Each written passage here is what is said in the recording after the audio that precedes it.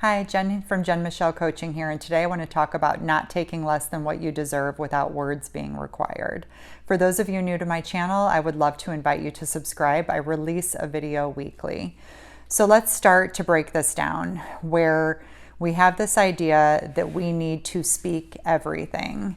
And we want to really think about our partners or the person that we're with and consider that most people don't need things precisely explained. And so there's actually many ways to really express ourselves that are, of higher value, more dignity and self-respect being considered than feeling like we have to lay it all out and spell it all out for one.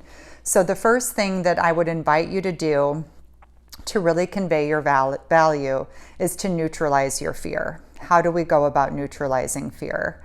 So first, we want to kind of slow ourselves down and recognize if we're in present moment awareness, or if the emotions coming up are attached to something old. It can be so subtle too when we go deeper to see if it's attached to something old. And this is a tricky one because the ego can also rationalize and make us think that we're conscious when we're not. And so it's very, very nuanced in the sense that we need to really slow ourselves down and see what's leading us. Are there roots to it?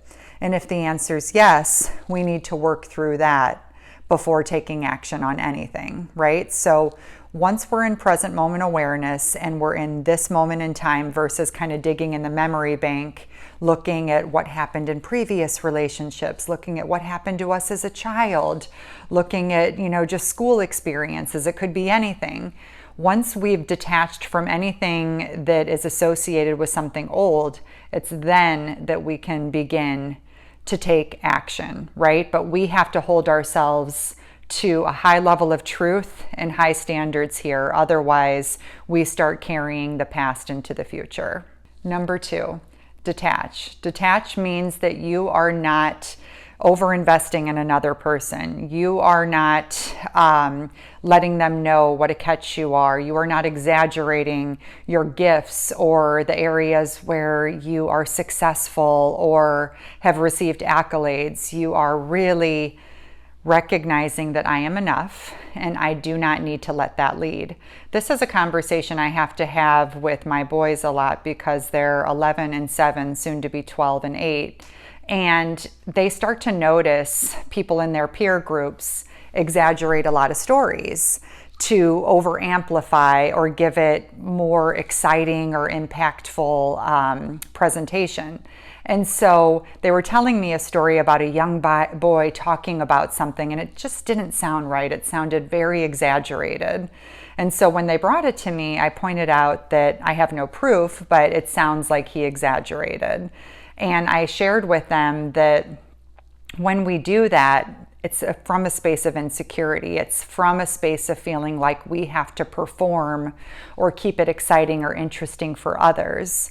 And we want to catch that and really self-adjust. So we are giving ourselves permission to be exactly who we are without having to inflate, adorn, embellish any of these things to get attention or to be received well. This becomes a practice. And so I invite you to catch those tendencies within yourself of where there's a reactiveness inside to kind of keep it interesting, or maybe a low-level worry around making sure that they stay interested, or even a high-functioning anxiety that's taking over and leading you, and instead practicing settling in and not overinflating what doesn't need that level of energetic attention. Number 3, remember your value.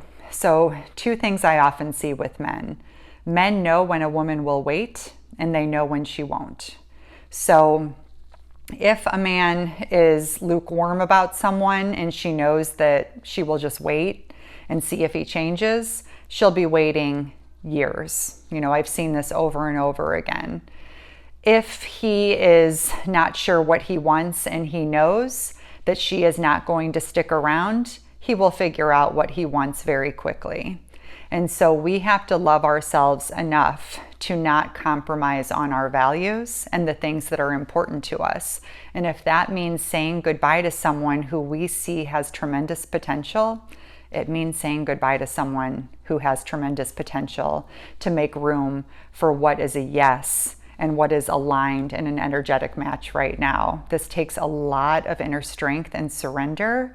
And for those of you that struggle with control, you'll find that this is a much more challenging thing to do than one who has a little bit more faith and can take those leaps a little bit easier. But we all have to start somewhere. And so this practice is one of choosing ourselves and not building a life off of another's potential of who they could be, and instead choosing ourselves right now through actions, no words required.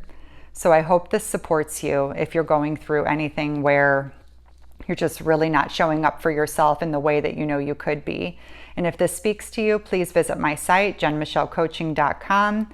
You can download my complimentary newsletter and my guide, Accessing Your Divine Feminine Essence, and I will link it below, and I'll see you all next week.